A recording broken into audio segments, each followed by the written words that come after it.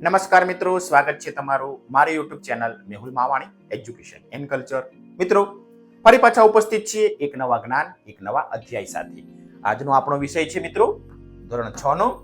ધોરણ 6 માં મિત્રો આજે આપણે શીખવાનું છે વિષય ગુજરાતી. ગુજરાતી વિષયનો મિત્રો એકમ છે 7, જેનું નામ છે નવી નવાઈનું સરઘસ. મિત્રો, આ એકમના આપણે શબ્દાર્થ, સ્વાધ્યાય, જોડે જોડે રૂઢિપ્રયોગ અને તેમાં આપેલા શબ્દ સમૂહો વિશે પણ આપણે આ વિડીયોમાં ચર્ચા કરીશું.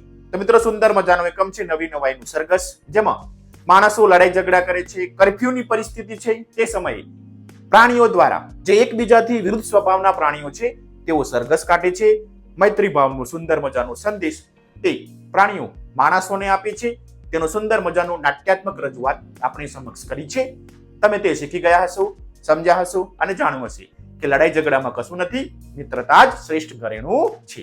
તો એકમને શીખ્યા બાદ હવે જોઈએ આ એકમના લેખિકા છે હિમાંશી શેતલ અને આ એકમનો પ્રકાર છે બાળ નાટક. પરીક્ષામાં ક્યારેક કૃતિના કર્તા એટલે કે લેખક લેખિકા અથવા કવિ કવિયત્રી અને સાહિત્ય પ્રકાર કયો છે તેવો પ્રશ્ન પૂછાતો હોય છે.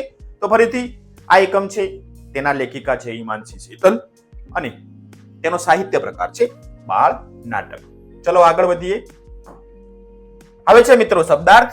તો શબ્દાર્થનો અભ્યાસ આપણે એટલા માટે કરી લઈશું કે પરીક્ષામાં ક્યાંય સમાનાર્થી શબ્દ પૂછાય અથવા શબ્દ સમૂહો માટે એક શબ્દ પૂછાય તો આપણે તેના પ્રશ્નોના ઉત્તરો આપી શકીએ. જોડે જોડે આપણા શબ્દ ભંડોળમાં વધારો થશે. જોઈએ એકમમાં કયા કયા શબ્દાર્થ